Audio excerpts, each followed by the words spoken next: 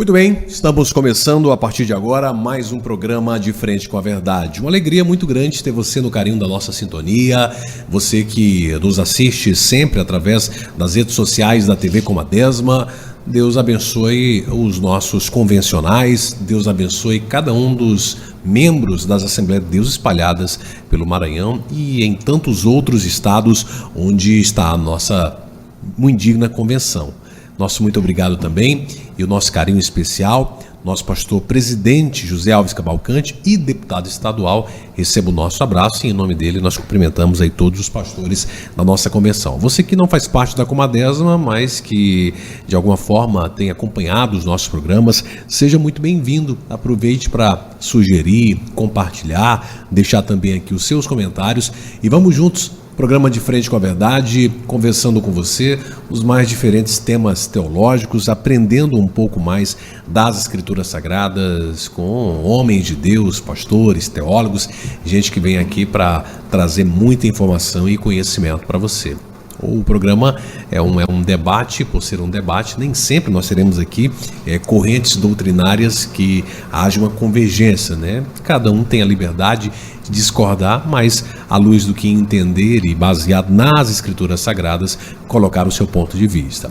O tema de hoje é um tema muito especial para a gente tratar. Vai falar sobre história e ciência. E como é que a ciência e a história, elas conseguem comprovar a veracidade dos fatos narrados na Bíblia Sagrada e também a existência real da pessoa do Senhor Jesus Cristo. Alguns dizem, melhor dizendo, que Jesus é apenas uma figura mitológica dos livros de história, mas na verdade Jesus nunca existiu e que os fatos narrados desde o Gênesis até os dias quando a palavra de Deus foi escrita, né, que na verdade esses fatos não teriam veracidade. Mas vamos entender se realmente a história e a ciência em especial comprova isso.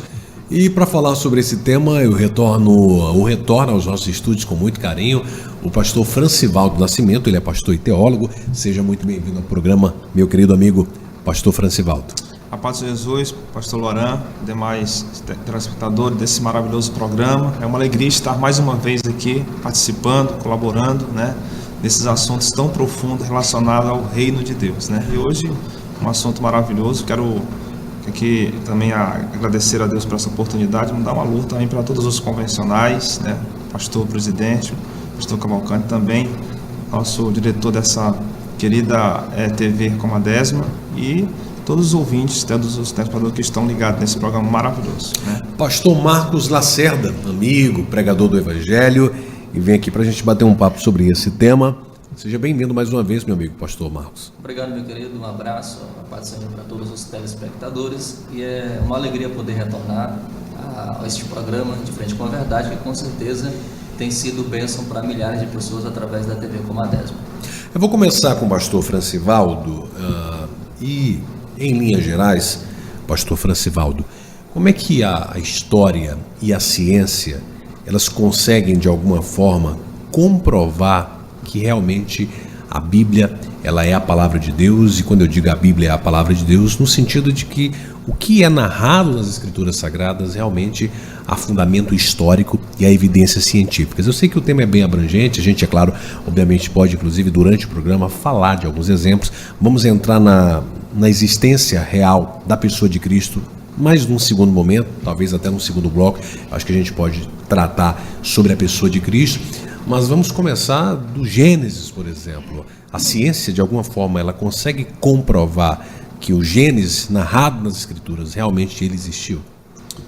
Quando se trata de ciência, deixando bem claro que existe ambos. A ciência é o estudo, né? Falando da ciência em si, da teologia, é o estudo da palavra, o contexto em si, histórico, arqueológico, ele mostra que, na verdade, a palavra de Deus em si, ela tem uma conexão de uma verdade, né? Quando se fala da palavra em si, da construção da Bíblia, você percebe que, quando se fala de Cristo, a gente percebe que Cristo está presente do Gênesis ao Apocalipse, né? A gente vê que essa construção, ela não foi uma construção todos sentados em uma mesa, como nós estamos aqui. Houve um contexto da construção da Bíblia. tempos, pessoas diferentes, locais diferentes, pessoas que não se conheciam, que nunca se viram, e quando se une essas peças você vê que há uma centralização, há uma unidade.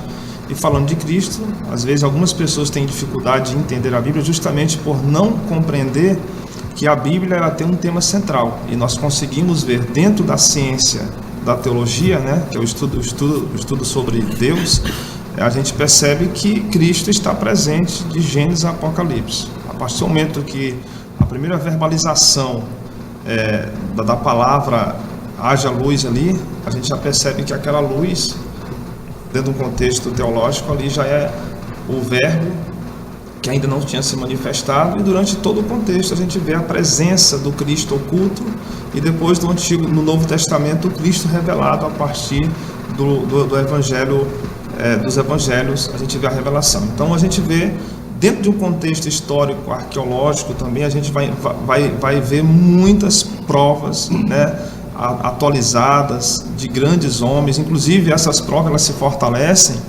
porque, por mais que tenha alguns que não concordam, que tenham outras linhas contra, mas quando se une essas informações, a gente vê que existem pessoas cristãos que trazem essa informação, mas a gente vê também pessoas romanos, judeus, e também até pessoas pagãs que já buscaram estudar sobre essa realidade da palavra e da pessoa de Cristo, e a gente vê que mesmo pessoas que não são cristãos e que são pagãos ou até ateístas, já comprovaram que tanto a veracidade da palavra ela é verdadeira, como também a pessoa de Cristo, independente de a avalanche dos contra, dos que não acreditam, ela é verdade, ela é realmente pura.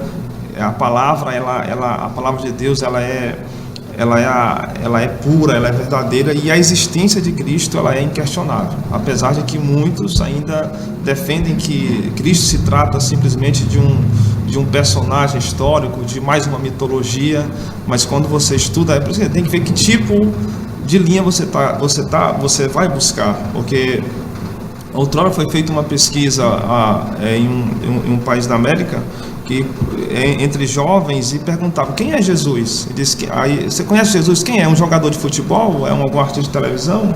Então tem que ver qual a questão de linha que as pessoas estão buscando conhecimento, que muitas vezes as pessoas não têm entendimento, não têm esse conhecimento, não buscaram realmente em fonte segura, e para eles esse personagem, essa pessoa vai ser simplesmente uma mitologia ou mais um personagem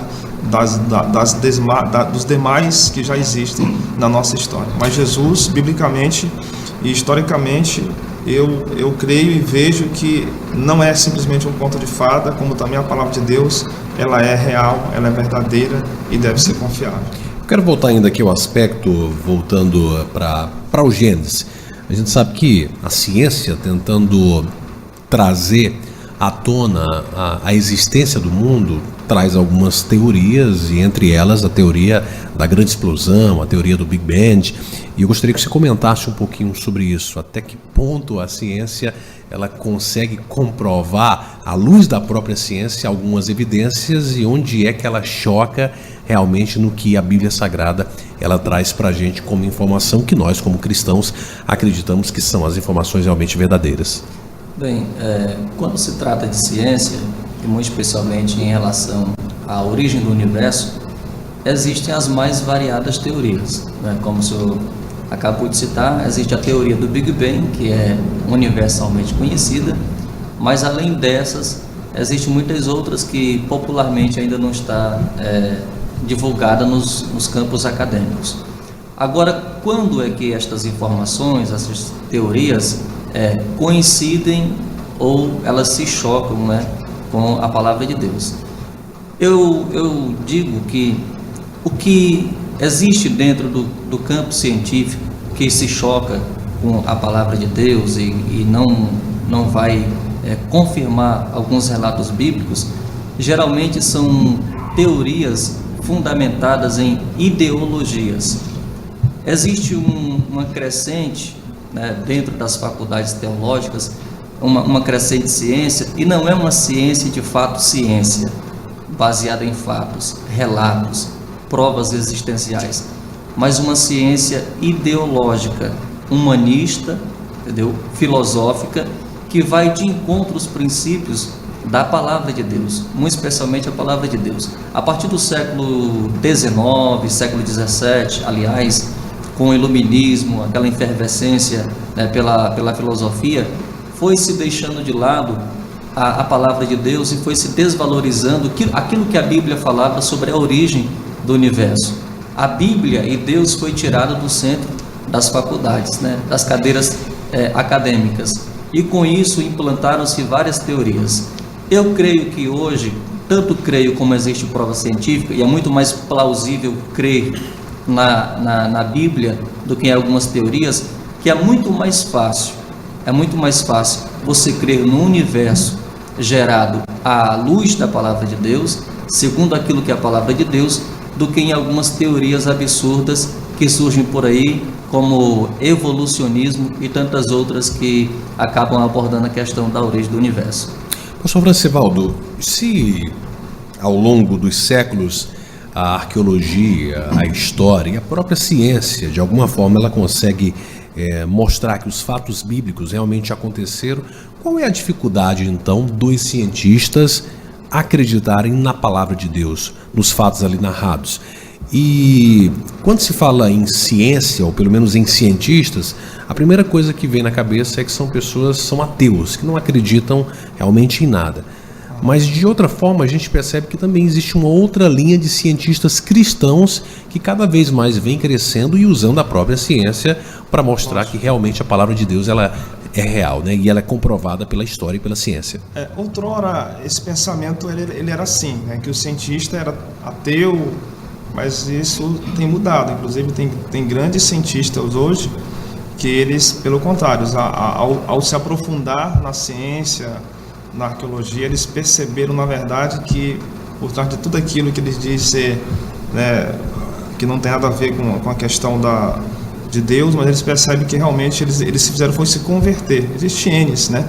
Inclusive tem um estudo de um professor falando da questão do Big Bang, eu não recordo o nome dele, mas ele é um professor do estado do Pará, de Belém, e ele comprova que não existe nenhuma discordância entre o Big Bang e a palavra de Deus e a Bíblia. É muito profundo o ensino dele.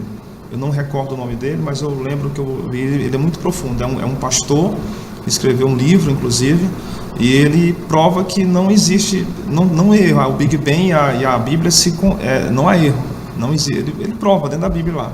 Então, da mesma forma também, já existem cientistas que, ao se aprofundar, né, na questão qualquer área arqueológica ou qualquer área, eles perceberam que na verdade existe sim um criador, existe um ser, que hoje são defensores inclusive da palavra de Deus, entendeu? Então isso já não é mais aquela questão mais radical como a ciência. Não, a ciência em muitos pontos hoje ela concorda tanto com a questão da criação do universo, que existe um criador, que existe sim alguém que deu uma ordem, alguém que deu um comando, alguém que arquitetou, e esse alguém é Deus, é o nosso Criador, entendeu? Então não é mais marginalizado como antes, né? Não, Deus não. Existem alguns pontos radicais ainda, até mesmo porque o que acontece? Existe uma regra na ciência. Qual é a regra da ciência? É bem simples.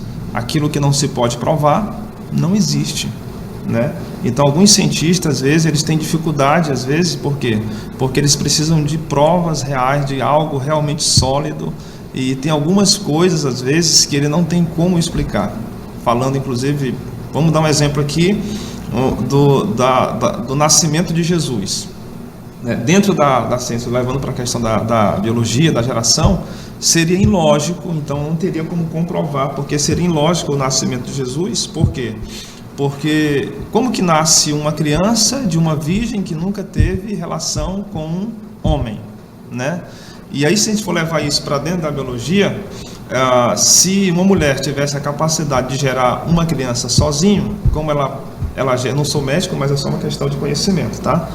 Se ela gerasse uma criança sozinho, se houvesse essa possibilidade, ela geraria uma criança feminina, porque ela só produz os cromossomos femininos. E aí, sem contato com homem, nasce Jesus, homem. Então, isso não tem explicação. Isso não tem explicação, não tem como explicar, porque isso é o quê? Isso, na verdade, é milagre. Então, alguns pontos ainda ainda tem dificuldade de entender, porque dentro da regra da ciência, aquilo que não se pode provar não é verdade. Mas, como já foi falado no início, diante de muitos fatos, inclusive fatos de científico, existe inclusive até uma linha também de cientista, né, que descobriram que em todos os seres, seja ele animais, humano, árvore, tudo tem um DNA, tem uma marca, tem uma assinatura, e essa assinatura ela é comprovada de que alguém, do arquiteto que fez isso, que é o Criador, que é Deus. Eu não sei se eu lembro muito bem o nome, mas acho que é mapeamento inteligente, alguma coisa assim que se fala quando se trata desse DNA de Deus. Design inteligente. E aí a gente até conversava em off sobre uma outra situação agora há pouco, né, antes de começar o programa, falando sobre a complexidade do corpo humano e que em uma única célula, por exemplo, é possível, através de um mapeamento genético hoje, se saber, dentro de 20 mil possibilidades, uma criança que nasce com um tipo de problema genético e o que aquela criança poderia desenvolver durante a sua vida. Isso mostrando a complexidade. Então, de alguma forma, pastor Marcos Lacerda, por mais que a ciência tente criar uma base dentro da biologia, dentro da ciência, para explicar a vida humana, ainda assim ela não consegue. Ela precisa realmente se render, embora ela não aceite, mas no fundo que existe uma mente inteligente que tenha realmente desenhado essa complexidade da criação humana, né? Hoje, para esclarecer aos nossos telespectadores, o design inteligente é uma teoria, né, como outras teorias, dentro da academia, né, para dar possibilidade às pessoas terem uma segunda alternativa para crer que o universo não é resultado do acaso, né, mas que o universo foi gerado por uma mente inteligente, por algo extremamente grande, maior do que aquilo que a gente imagina. Os principais expoentes do design inteligente hoje no Brasil é o Dr. Adalto Lourenço, muito conhecido, existem centenas de vídeos dele, né, no YouTube, e também o professor e pastor Marcos, né, coincidentemente que não é o Lacerda, mas não é o Lacerda. E qual é a fundamentação do design inteligente? É como você falou, o nosso corpo é formado por milhares ou milhões de células. Todas estas células, micro-organismos, possuem uma função determinada, programada. Como é que pequenas coisas ou minúsculas, microscópicas, né, peças dessa máquina conseguem desenvolver papel tão importante, como você disse, um só cromossomo, né, como a gente estava conversando em off, é capaz de trazer sequelas desastrosas na vida de qualquer pessoa. Tudo isso foi projetado e arquitetado. E uma coisa interessante, no que se baseia o design inteligente? Se baseia no fato de que as coisas que acontecem não podem vir do acaso, porque tudo que acontece é extremamente organizado. O caos, ele não gera organização. O caos gera caos. Tudo que é avulso, tudo aquilo que não é organizado, tudo aquilo que é por acaso, não gera organização. É um simples fato, você pode até exemplificar isso. Você pega uma caixa cheia de letras, vários A's, B's, C's, enfim, todas as letras do alfabeto repetidas 5, 4 vezes. E você joga essa caixa no chão.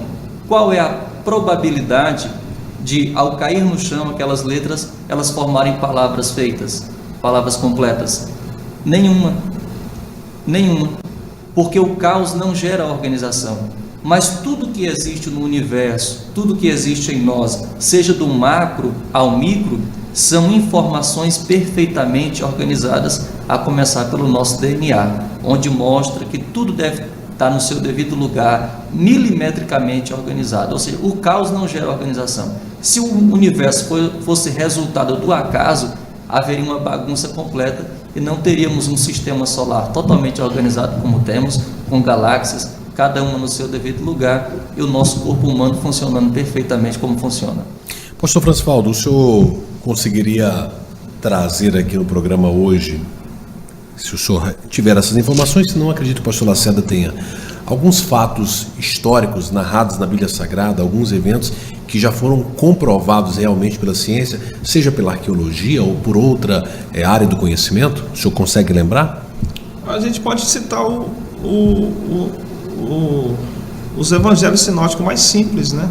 E dentro do contexto a gente vê que tudo que está ali sincronizado nos evangelhos sinóticos sobre Jesus, sobre aonde ele morava, onde ele conviveu, sobre onde ele estava, a arqueologia prova hoje, entendeu? O local, as coisas que usavam, tudo isso é comprovado isso dentro da arqueologia. Isso é muito, muito simples de se provar. Dentro os evangelhos sinóticos, eles são bem concordam um com o outro, entendeu? Então a gente teria muitos pontos. Citar alguns aqui seria a vida de Jesus, ela é bem clara, ela é bem lógica, que ele esteve naquela região, que ele viveu naquela região vamos lá para o Antigo Testamento, a questão bem antigo, a Arca de Noé, né? Já foi encontrado lá o local onde realmente ela esteve, lá no Monte Ará. Então existe muitas comprovações, não existe discordância na Bíblia, apesar de várias pessoas tentarem achar alguma falha, mas tudo que vai sendo descoberto vai só comprovando a cada vez mais que realmente existe provas dentro da arqueologia, dentro da história, que realmente a Bíblia é verdade, em vários pontos. O Novo Testamento é uma prova disso, entendeu? Sobre essa questão, inclusive, pastor Lacerda, da Arca de Noé, alguns cientistas chegam a dizer que encontraram, é claro que o local, eu não lembro muito bem onde é que fica, mas que há evidências, pelo menos captadas através de satélites, de que essa arca estaria em um determinado local. O senhor tem mais informações? Poderia passar para os nossos telespectadores do programa? Existe um vídeo muito popular no YouTube falando gravando alguns chineses, né, que encontraram a Arca de Noé, inclusive alguns pedaços de madeira congelados, né, durante muito tempo, em virtude do clima daquela região. Todavia, existe-se muitos mitos e muitas pessoas interessadas em ficar famosas e ganhar dinheiro em cima disso. Nem todas as informações a respeito de achados arqueológicos bíblicos são verdadeiros, haja visto que muitas pessoas ganham notoriedade em cima disso. E é necessário um estudo complexo para descobrir a originalidade daqueles fatos arqueológicos. Esses fatos arqueológicos a respeito da Arca de Noé, eu creio sim que existe veracidade, já o local, a exatidão. Agora, eu não creio nessa questão, não quero ser cético, né? Mas eu não creio nessa questão de que haja ainda uma estrutura, né? Haja ainda uma estrutura material. Pode sim se dizer e se crer na questão do local, da geografia, mas não da materialidade dos fatos, aliás, da matéria, né, da arca, haja visto que existe aí, vamos colocar aí cerca de 5 ou 6 mil anos de lá para cá, e a arca era feita de madeira, né? Muito dificilmente algo teria resistido todo esse tempo até os nossos dias.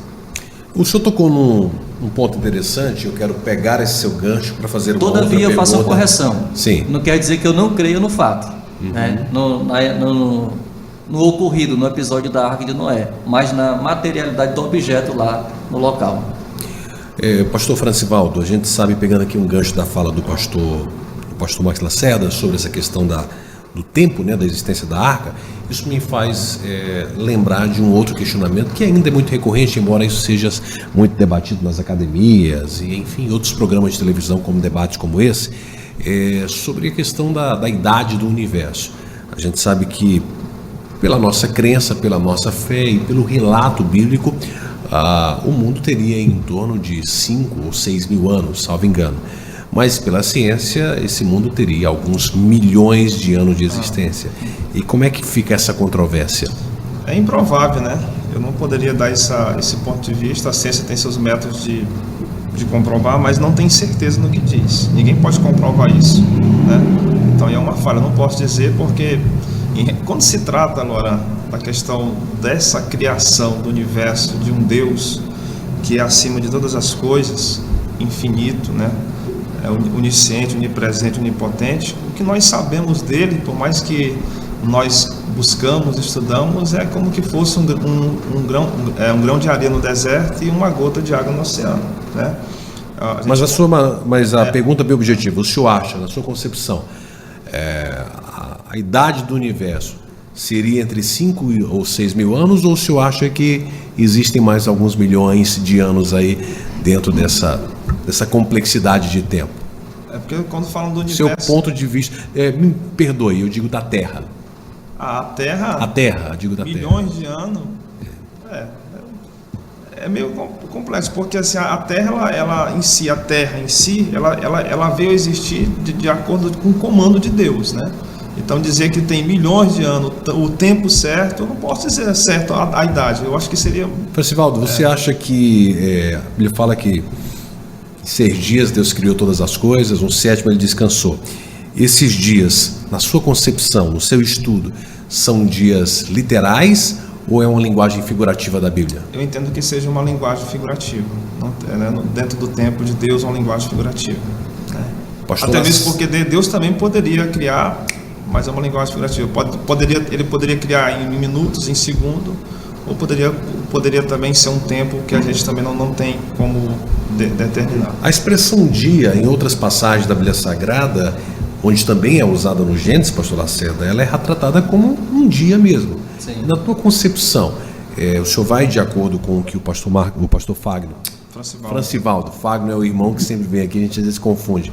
O pastor Francivaldo pensa, você acha que a linguagem da Bíblia ela é figurativa ou ela é uma linguagem literal quando se fala nos dias da criação? Eu creio que quando a Bíblia fala em dias, os dias da criação são dias literais.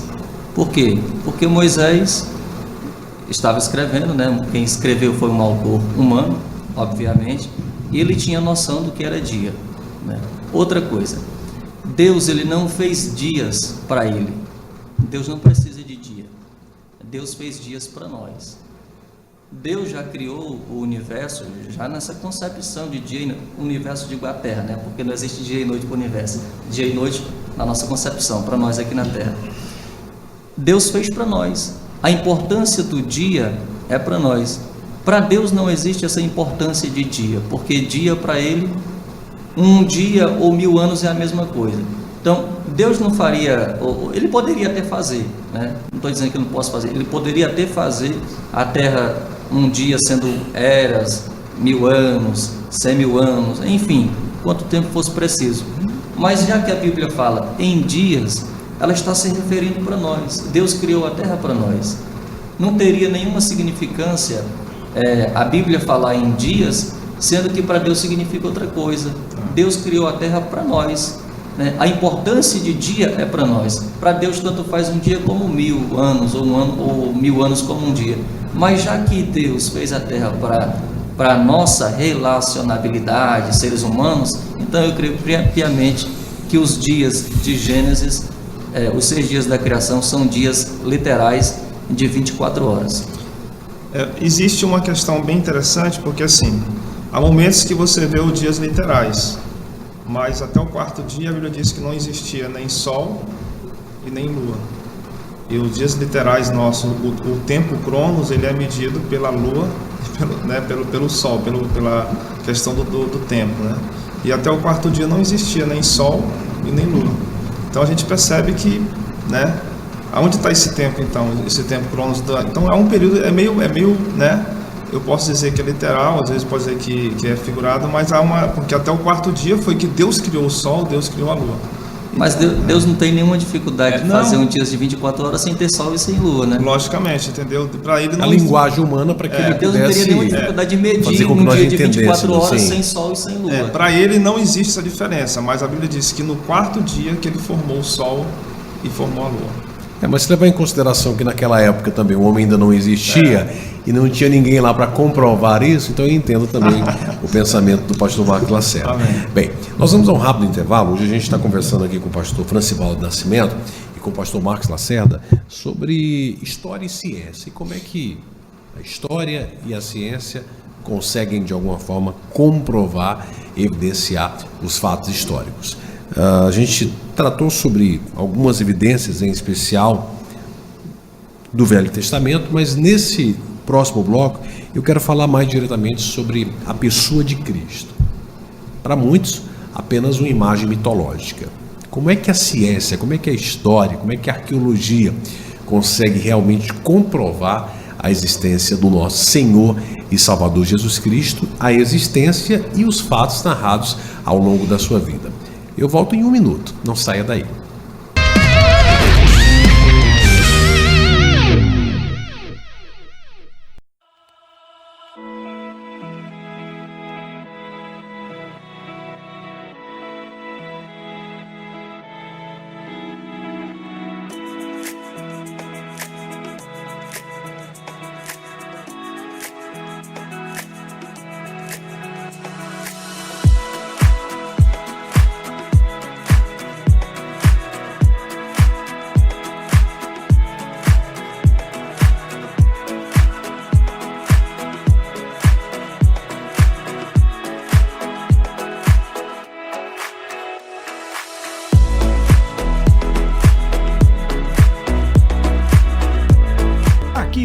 Na TV Comadesma, nós preparamos uma programação especial para você e sua família, com muita informação, entretenimento e palavra de Deus.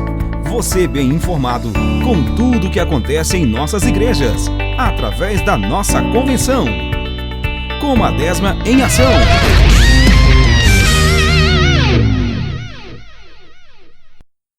Bem, estamos de volta já com o programa De Frente com a Verdade, hoje com o pastor Francivaldo e com o pastor Marcos Lacerda, falando sobre evidências históricas e científicas dos fatos bíblicos, e nesse segundo bloco a gente volta falando aí sobre a pessoa de Jesus Cristo. Eu volto com o pastor Lacerda. Já que nós não temos, pastor Lacerda, nenhum DNA, o restos mortais de Jesus, até porque ele ressuscitou, como é que então se pode comprovar que ele existiu? Bem, existe uma discussão muito grande, né, a respeito sobre a pessoa de Jesus Cristo, e eu creio que não há nenhuma dificuldade para se provar a existência de Jesus relacionada a tantos outros personagens históricos que viveram até mesmo antes de Jesus, mas academicamente e historicamente eles são aceitos como pessoas reais e históricas. Podemos dar um exemplo aqui de Platão, Aristóteles e tantos outros que não possuem a mesma quantidade de documentos registrados acerca de sua pessoa, os números são mínimos, mas mesmo assim às vezes Jesus é descartado historicamente. E nós encontramos aí não cerca de 100 ou 200, mas encontramos inúmeros documentos relacionados à pessoa de Cristo, comprovando a sua historicidade. Mas aí fica a pergunta, mas nós não temos um sepulcro com restos mortais, nós não temos um DNA, algo que prove, que materialize a sua existência. Para nós provarmos historicamente a existência de Cristo, é necessário usarmos alguns recursos, né? Alguns outros recursos, como por exemplo, podemos fazer uma análise forense de declaração a respeito das testemunhas que se envolveram e foram testemunhas oculares da existência de Jesus. E nós teremos aí uma gama de argumentos que comprovam a veracidade da sua existência. E o primeiro argumento é, durante o primeiro século, né, muitas pessoas, não apenas os apóstolos, os discípulos, aqueles que acompanharam Jesus na sua vida cotidiana, mas centenas e milhares de outras pessoas, elas davam testemunho de Jesus. E um fato interessante é que esse testemunho, ele coincidia. Era um testemunho falado por uma boca só, como a gente diz. Não era um testemunho que variava. Porque existe uma grande dificuldade de se provar algo quando existem várias versões, né? E principalmente quando existem muitas pessoas. Quando tem muitas pessoas envolvidas em um caso, maior é a probabilidade de existir várias versões. Um fala uma coisa, outro fala outra, que discorda desse, que não bate com o argumento daquele. Todavia, as múltiplas pessoas que acompanharam Jesus durante seu ministério, as várias testemunhas oculares, não havia choque de informação. Pelo contrário, um somava o argumento do outro. Sincronizava. Né? Sincronizava. É como os evangelhos sinóticos. Não existe discrepância. Pelo contrário, um complementa a visão do outro, e isso continuamente durante a história. Nunca existiu alguém assim para questionar: mas fulano errou, a versão não é essa, é essa. Pelo contrário, as versões, elas são plausíveis, são sincronizadas e elas acabam acontecendo. Outro fato interessante é que os livros ou os registros históricos a respeito de Cristo foram depois da sua ressurreição e depois da sua assunção aos céus.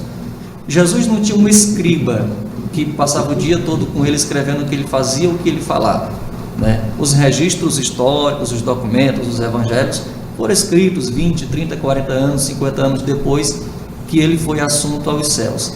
E pessoas que escreveram a respeito de Cristo, 2 ou 3 delas não estiveram com Jesus, não participaram do seu ministério terreno, que é o caso de Paulo, o caso de Lucas, o Evangelho de Marcos. Estas pessoas não acompanharam Jesus, elas não fizeram parte do colégio apostólico. Todavia, as testemunhas oculares que leram as cartas de Paulo, o Evangelho de Lucas, o livro de Atos e o Evangelho de Marcos, jamais questionaram. Elas, como testemunhas oculares, poderiam dizer: ei, Marcos, está errado. Ei, Paulo, isso aqui não está certo. Todavia, elas aceitaram esses documentos como palavra de Deus e como registro histórico verdadeiro. Se aquilo que Paulo escreveu, Lucas escreveu e Marcos escreveu não fosse verdade, fosse mirabolância, a igreja teria rejeitado esses documentos como palavra de Deus. Todavia, eles foram inseridos. Inclusive, o Evangelho de Marcos foi o primeiro a ser escrito, sendo base para Mateus e Lucas. Os outros evangelhos foram desenvolvidos a partir do Evangelho de Marcos. E Marcos nem apóstolo de Cristo era. A história vai dizer que ele era um adolescentezinho, uma criança, na época que Jesus desenvolvia o seu ministério. Existe, enfim, várias informações a respeito de provas, né? Essa que é a multiplicação, a metodologia da múltipla testação, que eu acabei de citar aqui, onde várias testemunhas acabam comprovando a veracidade dos fatos. E outra coisa interessante, pastor Luaran, e para os nossos telespectadores: qual é a razão de uma pessoa sustentar uma mentira, sendo que isso vai custar a sua própria vida? O que faria uma pessoa sustentar uma mentira a ponto de perder a sua própria vida?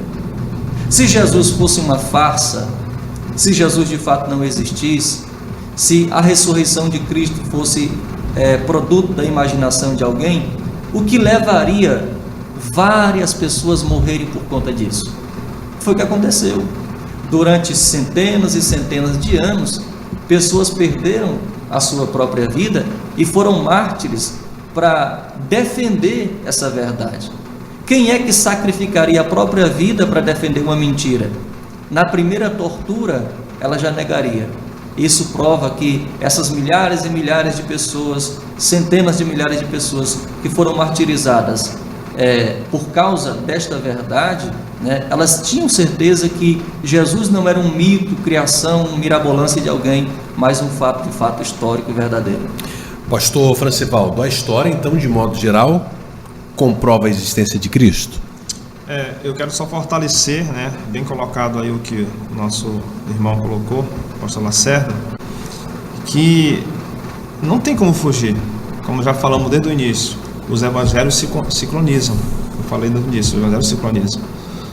Como ele já citou, a questão de pessoas que foram contemporâneos de Jesus, né, Mateus, João, mas aí você vai para o evangelho de Lucas, né, que não foi um contemporâneo, e ele mesmo dá no início do capítulo 1 e diz assim: visto que muitos empreenderam uma narração coordenada dos fatos, que entre nós realizaram, conforme nos transmitiram, os que desde o princípio foram testemunhos oculares, ministros da palavra, igualmente a mim, me parece bem, depois de acurado investigação de tudo desde a origem, por escrito, ao excelentíssimo Teófilo, por exposição em ordem. Então observa que o Evangelho de Lucas ele está introduzindo aqui é que ele não foi um contemporâneo, é que ele não andou com Jesus, mas ele apurou fatos, ele investigou, né? Ele agiu, ele procurou um arqueólogo, ele procurou uma pessoa para investigar, alguém que realmente conviveu com Jesus, alguém que foi curado, alguém que realmente esteve com ele, e ele comprovou que tudo aquilo que se ouviu, não só naquele tempo, mas outrora, se caracterizava a verdade. Então, assim, existe também um historiador muito respeitado no nosso Brasil, é Rodrigo Silva, não é isso? Ele traz assim, uma explicação muito forte. Arqueólogo adventista, né? Isso, Silva. perfeitamente. Mas ele não foca na questão, né? Ele foca na questão realmente do ensino. Ele tem umas fontes muito fortes, né? Argumentos muito fortes, indiscutíveis sobre realmente a existência de Cristo, as comprovações de Cristo, não só em palavra, mas dentro da arqueologia, dentro da história, entendeu? Dentro da geografia, que realmente Cristo não é um personagem de ficção. Cristo não é simplesmente um conto de fada. Ele existiu, realmente ele veio a esse mundo dentro de um propósito, mesmo sendo como homem, mas com um propósito de nos ensinar a trilharmos um caminho na direção de Deus, né? Como filhos de Deus. A Bíblia, pastor, a Bíblia, os evangelhos, muito especialmente Lucas, né, por ser um excelente historiador, ele correlaciona os fatos da vida de Jesus com fatos históricos conhecidos. Perfeitamente, de pessoas que ele... Lucas e também os outros evangelistas não narram a história de Cristo como um fato isolado da história geral. Pelo contrário, nós encontramos informação de quem eram os imperadores, quem governava a região, o nome das moedas, o nome das cidades. Então, a história de Cristo não é um fato isolado da história em geral, mas a narrativa bíblica, tanto do Antigo quanto do Novo Testamento, e muito especialmente a história de Jesus, é correlacionada com a história geral da humanidade. E muitas vezes a Bíblia é recorrida, né, para se comprovar um achado arqueológico.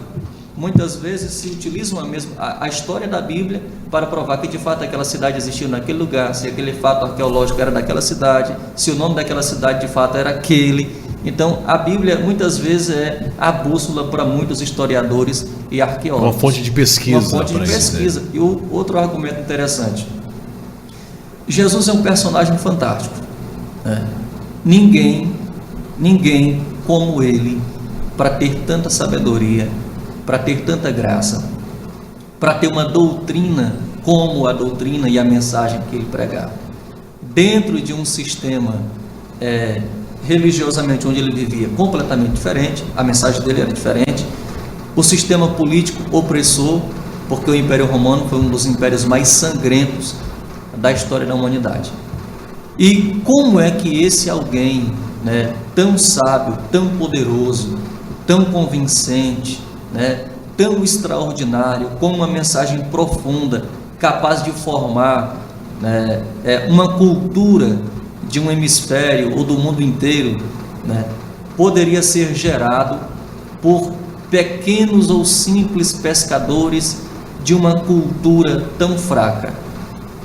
Se Jesus fosse um personagem mitológico, ele deveria ter se originado na mente de algum filósofo grego, para ter tanta profundidade. Como é que homens tão simples como pescadores e letrados teriam a capacidade intelectual de produzir alguém, né, e de morrer sem ganhar nada, né? E morrer em troca de nada, de dinheiro.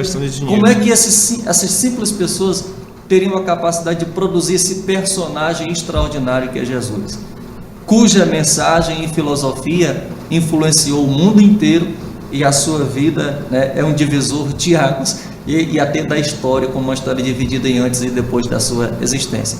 Jamais pessoas tão simples e rudes poderiam produzir um personagem tão poderoso como foi a pessoa de Jesus. O pastor Francivaldo, quais são as maiores dificuldades para aqueles que não acreditam na existência de Cristo entender que Cristo realmente não é um personagem mitológico, mas sim é um personagem real. A gente, é claro que entende isso pela fé, que é um dom de Deus. Mas algumas pessoas que não acreditam, de alguma forma, querem colocar até a própria Bíblia em controvérsia quando procura usar alguns textos que, aparentemente, esses textos eles têm uma certa falta de sintonia. E pegam essas pequenas passagens para dizer, olha, a própria Bíblia, que você diz que há uma exatidão completa nela, é um livro perfeito, mas ela está em desacordo com algumas coisas. Então, como é que a gente pode, de alguma forma, derrubar a tese dessas pessoas que procuram textos isolados para mostrar que, de alguma forma, ou aparentemente, há algumas controvérsias bíblicas? Então, se há uma controvérsia bíblica, por que também Jesus não poderia ser essa própria controvérsia histórica? Dentro do entendimento da pergunta, você já dá uma resposta. Textos isolados. Entendeu? Então, quando você pega um texto isolado, sem um contexto da história, você nunca vai compreender o que o texto está querendo dizer. Se eu pegar uma carta que foi enviada para mim, um e-mail que foi enviado para mim, atualizado no e-mail, né? E eu ler só o cabeçalho do e-mail e não ler o corpo do e-mail, eu não vou entender a mensagem, né? Então, no início do programa eu falei que foi feita uma pesquisa recentemente em um país, na América, e perguntaram para alguns adolescentes, quem é Jesus? Aí disse, o que? Jesus, você conhece Jesus? Aí é algum jogador de futebol? É algum cineasta? Né? Observa um texto que diz lá em Êxodo, capítulo 1, versículo 8. Entretanto, se levantou sobre o Egito um novo rei que não conhecia José. Quem era José? José era um dos maiores governadores do Egito, que se tornou aí, hoje, um dos maiores exemplos de governo. E entrou alguém que não conhecia ele. Por quê? Porque provavelmente alguém deixou de falar, ele não foi buscar as fontes certas. É indiscutível o governo de José. Então, muitas vezes, essa dificuldade que as pessoas têm de entender tudo que nós falamos aqui, com provas, citando fontes, entendeu? Porque, na verdade, elas desprezam a palavra. A Bíblia diz, em Oséias capítulo 4 e 6, que a única forma que destrói, a destruição é a falta de informação.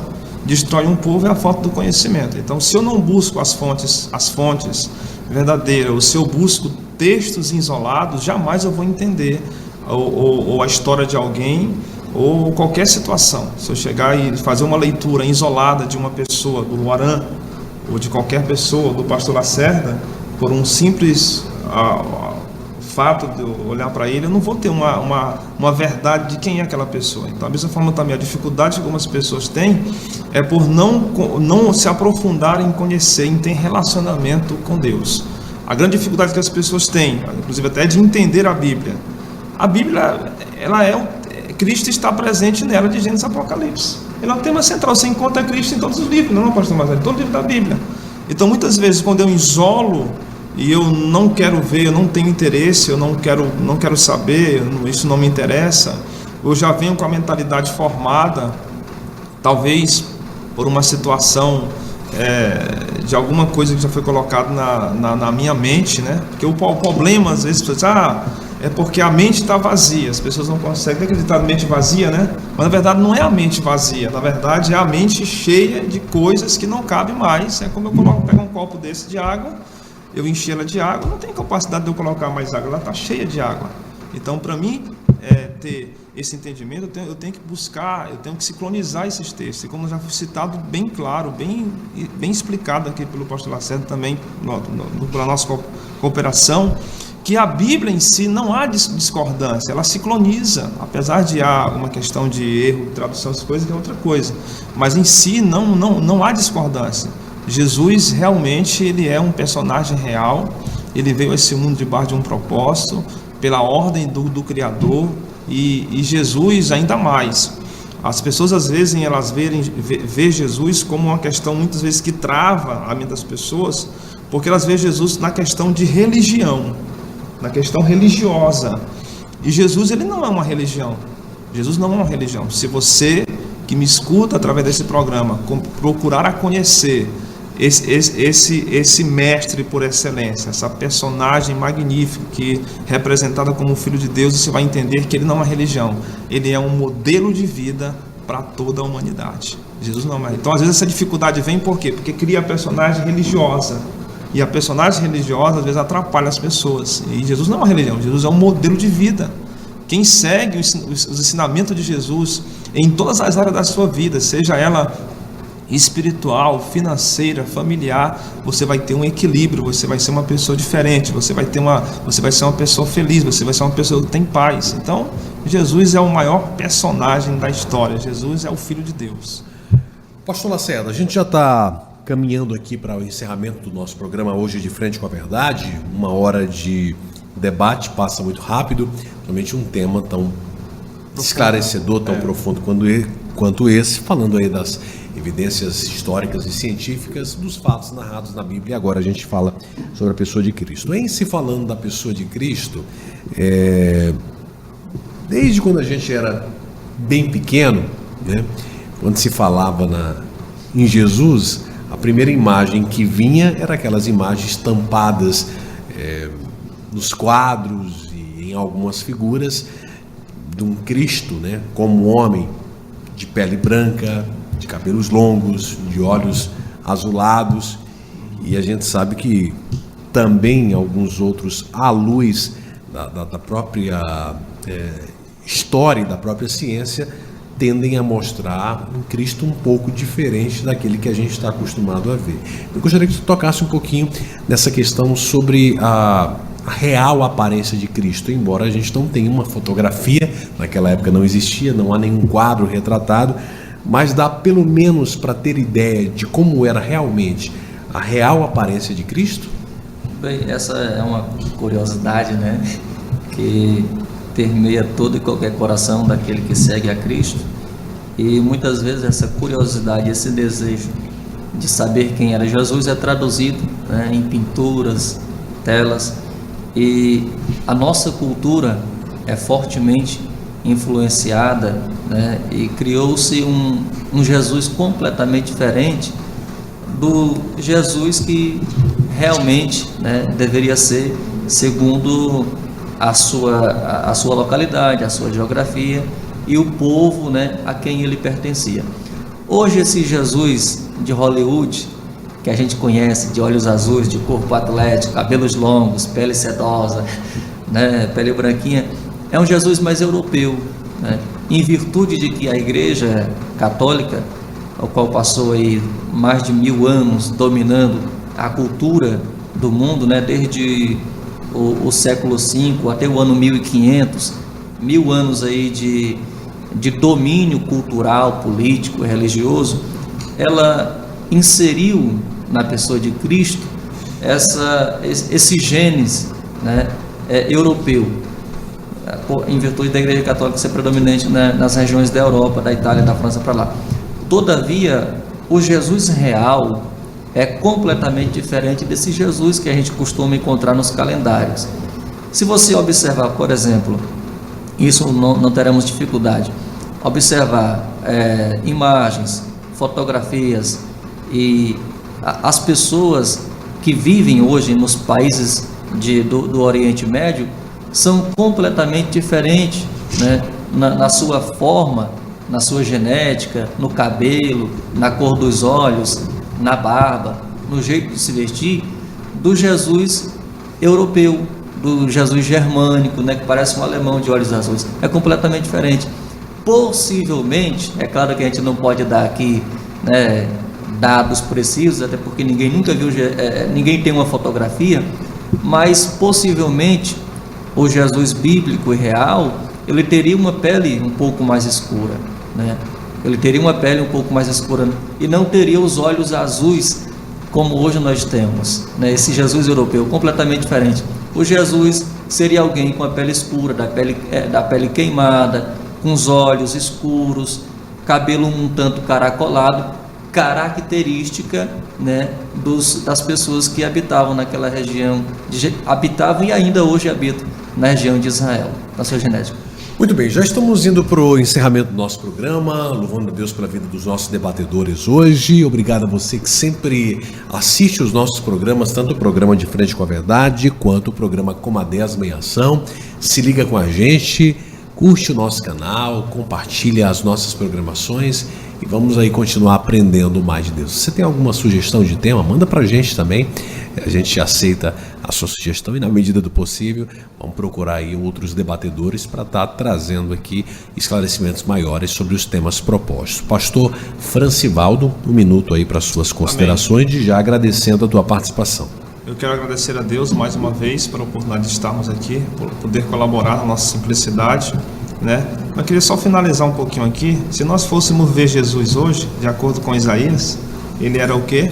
Sem formosura, sem aparência, desprezado, rejeitado dos homens, homem de dores, experimentado ao trabalho, né? Então era totalmente diferente da configuração de que muitos aí têm mostrado. Mas a figura de Cristo não é simplesmente a pessoa física, mas o ensinamento que ele transmite para nós. Não, isso que é o mais importante. Então, quero louvar a Deus por mais essa oportunidade, que Deus abençoe a sua vida, a sua casa, e entenda, Cristo, ele tem ensinamentos para todas as áreas da nossa vida. Jesus, ele não é uma religião.